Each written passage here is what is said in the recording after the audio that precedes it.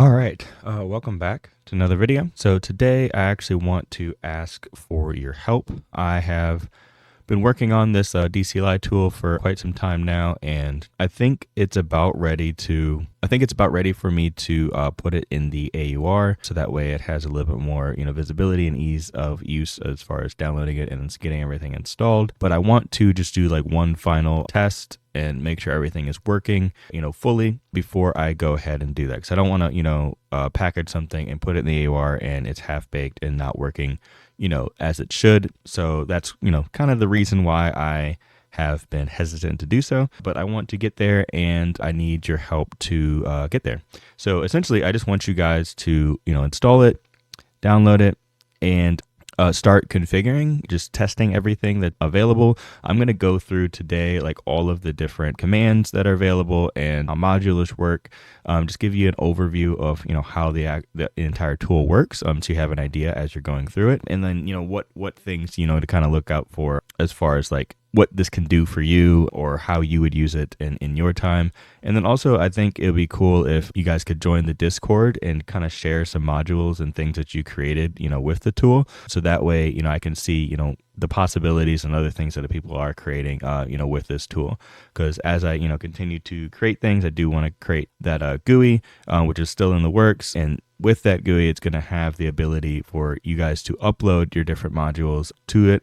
And then, other people can download it straight into their config and then enable it. So it'd be a nice, cool way to like share not just dot files, but like pretty much anything. I have like different login managers on here that you can install. I have some gaming stuff as far as like controller support that you can install, and has a post install script to update like UDEV rules and stuff for different controllers, like the ones that you see here. So yeah, so that there's so many different possibilities. I have my like web app tool.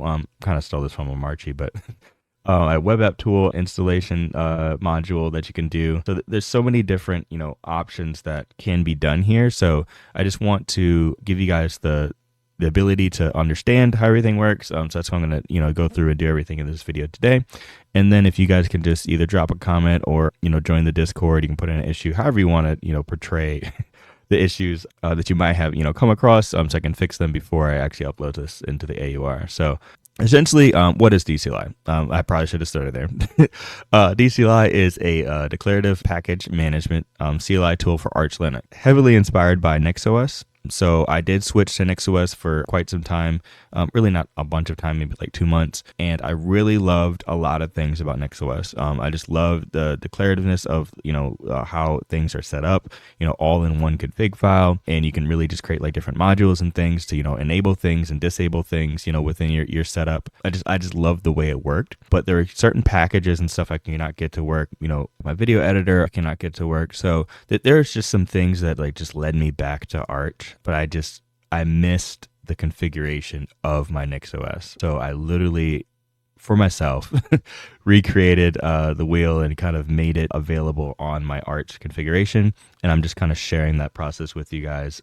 By no means I expect this to, blow up or anything or be heavily used, but making it for myself. And I want you guys to be able to share it and use it for yourself as well. So there's a lot of different nuances here that you could use it for. You don't have to make it a full NixOS experience. You can just use it for the modulars. So you can use it for declarative package management. You can just use it to like sync your systems, across different hosts. It's really up to you how you want to use the tool. It's a tool. You can use it however you want to. Some of the features, I did add interactive TUI interfaces for, when you search for packages and module management.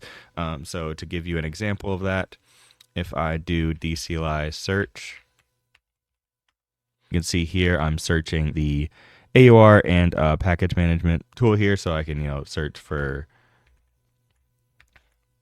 if I could type, that'd be cool. I can search for Firefox, and then I can just press enter. I can press tab to select multiple files. But if I select enter, it's just going to install, Firefox package onto my system. And so I can just say no if I don't want that, or yes to actually install it. And then when you install anything through search or DCLI, it automatically adds it to your Arch configuration. So that way it is declared in DCLI. So that's one of the main things within DCLI is making it so everything is declared within your system. So that way you know exactly what's on your system and how to manage it. If you run into issues or problems, you have a better idea of how your system is set up. So then that leads me to the declarative package management. So essentially, I have multiple different hosts. You don't have to have multiple hosts. You can just use, this on one single, setup if you want to. But, this host has all of these modules, enabled. And then like I said, I have, different ones. So this one has, a lot less, enabled and so on and so forth. But within these modules, I have everything that I want installed declared. So like if I go into my Hyprland nconfiguration, I go down here to these YAML files down here, and you can see the default apps that I have for Hyprland are right here. If I wanted to change, from Nemo to Dolphin or something, I can just erase this and put in Dolphin, and then do a DCLI sync, and then it'll delete Nemo and then install Dolphin. Now, in order for it to delete when you remove things, you do have to enable the auto prune as true. And I did that because I don't want people just deleting stuff off their system unintentionally. And not knowing what's happening. So I did add some kind of safety barriers for you. So yeah, that's why I kind of added that in there just in case. So I don't want anybody to just download it and kind of just destroy their system on their first go. But yeah, so that's kind of how it works. And then like down here, I have some CLI apps for Kava, CMatrix, just some cool stuff for theming and stuff like that. So I have all of these in one package, so I can just enable this module and then it'll automatically install all of these packages for me, or I can remove them all, very easily. So it's an easy way to be able to kind of manage your packages and everything that's on your system. So that's how declarative package management works. Flexible configuration structure. So basically I have updated this to really feel a lot more like a NixOS feel. So I have the multiple hosts, in this folder up here, and then have all my modules, in this folder down here. I did remove the need to have the name packages and then modules. It's just modules, because I think it just made more sense to just have your packages in the modules and not have to worry about having that extra layer. A little more flexible in that sense. And then you do have a configuration, config.yaml, just defining which desktop that you have your Arch config running on in that specific system. So if I wanted to actually just run my ASUS YAML setup on this computer, I could just change this to ASUS and then do a DCLI sync. Mind you, probably break a bunch of stuff. If I don't have the exact same system, and they're both running CacheOS, so it probably wouldn't break too much. But if they are running two different distros and stuff like that, then you may run into some dependency issues and stuff. So be careful with what you're doing and kind of understand what you're going for, but just the capabilities are there. So yeah, so then I did add Flatpak support, so you can add Flatpaks in here. I think I have some in my actual content creation YAML, so I have some Flatpaks for OBS and some OBS plugins. So you can just add Flatpak by adding Flatpak : and then the Flatpak package name, and then it'll install Flatpaks in there like that. And then obviously the module system, so that's how you enable all these different modules per desktop that you have. So I can enable any of these modules on my system, or disable them to have things removed pretty easily. And that's kind of I think the modules is kind of the bread and butter of this entire system, being able to enable and disable things on the fly. Kind of what I really liked about NixOS, and kind of brought that into the the Arch world here. Host specific configuration. So I do have the different hosts up here, like I already explained. Automatic backups is really nice. So you can either use Timeshift or Snapper, and you can define that in your actual host config. So this one, my backup tool, I'm using Snapper. So every time I do a DCLI sync, or I do a update through DCLI update, it's going to do a snapshot. So that way everything will be saved. So whatever I did, or if I did sync everything and then something gets messed up, I can easily roll back with another command, DCLI restore. So yeah, so even with the DCLI restore option, you can see here I do have a TUI for that as well, but I can actually go back and you can see all of the manual backups and sync backups that have happened on my system. So I can roll back to any of these options at any time. So that way I know my system's secure. If I do an update and something breaks, I can just roll back and be good to go. Very easy to select it and just use that system in this way. So yeah, that's that. And then conflict detection within your modules. So if you don't want certain modules to be able to be installed if others are already installed, you can add that in the actual conflict section. So for these login managers. If you do have a different login manager enabled, then it'll prompt you when you go to try to enable that login manager that you already have one enabled. So you might want to disable the other one before enabling this one. So you could define all that yourself. That is all set up by you. It's not something that it's going to do automatically. You can just add this conflict section into your YAML file, and then you'll be good to go. And then for post install hooks, this is what really kind of makes things, pretty powerful for the modules. So for instance, with my Hyprland configuration, so I did add the ability to actually do a symlink between dot files. So if you create a dot files folder in your actual module, anything in the dot files folder, when you do a DCLI sync after you have enabled the module, it will sync it with the exact file name or folder name within your .config. So you can actually edit everything within your archconfig folder here and not have to go into .config really at all. Because I have everything in here, I can go into, my dank material shell, edit the settings, and then refresh my, my bar, and then it's all there. Or I can go into Hyper and then go into my Hyprland configuration, edit something, and then it's automatic because it is already, symlinked to the .config folder. So I did add that ability, but on top of that, you can run post install hooks. So if I go into the module here, it is running this script after everything is installed. So when I run the module, it installs all the packages, but what it's doing is not only doing the actual sync, but in my script, I'm also updating like my GTK themes, making sure my cursor's set. So some other things like theming wise, I'm just having a bash script, create those things within the system, setting the wallpaper, stuff like that. So that's like kind of the power of having that post hook, run after you have something enabled. It's just a really cool feature that's available within the modules system there. And then so safe package merge. For this one, I do suggest using this, with caution. But basically what this does is actually any implicit packages that have been installed, not all the dependencies, but just the implicit packages that have been installed on your system, you can do the command DCLI merge, and then it'll create this system packages YAML file with all of the packages that are on your system. So that way everything on your system can actually be synced through DCLI and managed through DCLI. So that I do, obviously use that with your own discretion, because you can really mess something up, because you can go in here and delete your actual kernel or something that is, installed on your system that you obviously need. So just be careful with that. Don't go through. And it does give you a warning when you do, run the merge that, you are responsible for anything that happens to your system after you merge the actual packages into your configuration. So yeah, and then we have self-updating. So this one, after I have the AUR enabled, I won't really have to have this anymore, but basically I just have a DCLI-self-update, which it just runs a couple commands, git pull the new changes, and then to copy those changes into your local installation of DCLI. So that way you can update to the newest version, pretty easily without having to do it yourself. And then, so package management shortcuts, just quick wrappers around DCLI and AUR helpers. So that's like the search function that I just showed. So basically you can do a DCLI install. Say I want to install Firefox, just using that example here. It didn't spell Firefox right.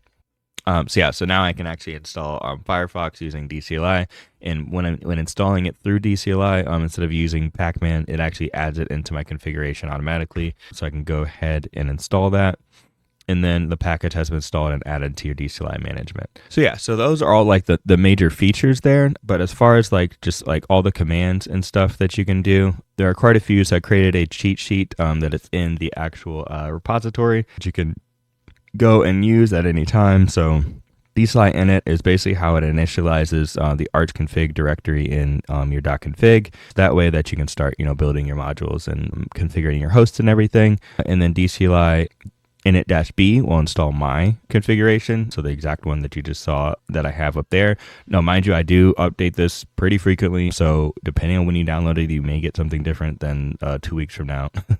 So, and just know that it does not stay synced. It will detach from that actual repo, so you cannot push updates to it. You cannot, pull anything from that. It will just create the file, and then that's it. So you will have to add that to your own repo to be able to manage it yourself going forward. And then obviously you have DCLI sync. This is going to sync all the packages and run any modules if you have them enabled. And then you can do a dry run. So if I do DCLI sync dry run. It'll just tell you what's going to be installed. So there's two packages that I have not been installed that I declared already, which is the Greeter and Grimblast. So that's just telling me that that's what's going to happen if I do actually do a sync. And then you can do prune. So if you don't have prune enabled by default, you can prune at any time. So you can just do a DCLI sync -- prune. And then you can force, you skip any confirmation prompts if you don't want to go through like any of the AUR. It's basically just doing a no confirm on it. And then have no backup, so you don't want to back up the automatic backup. You can do that. And then if you don't want any install hooks to run, you can run no hooks. If you want to force a resync of your .files, you can force them by doing this because it only does it the same the first time you install a module. It'll sync everything. After that, it's, you're only going to update packages and stuff like that. So if you do want to force it, you can do so again by doing that. And then, like I said, you have DCLI install. So that installs the package using the pacman option, and DCLI remove. It's basically doing pacman-r.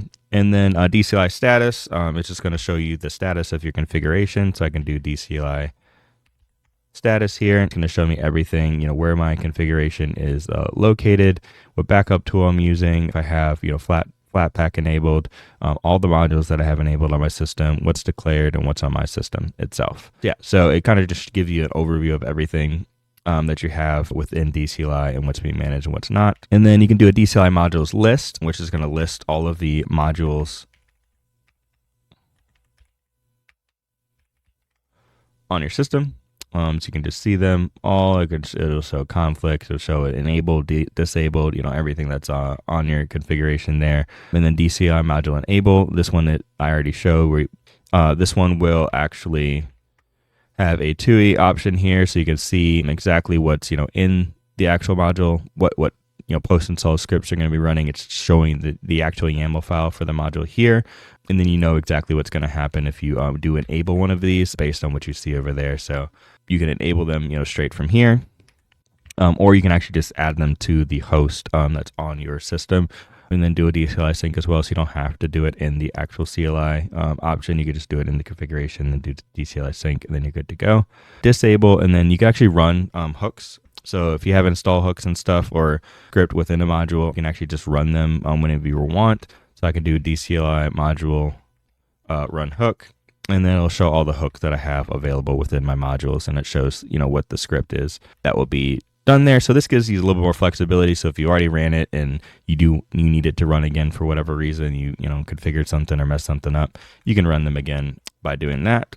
And then there are some hook management options here. So you can list all the hooks. You can reset a hook.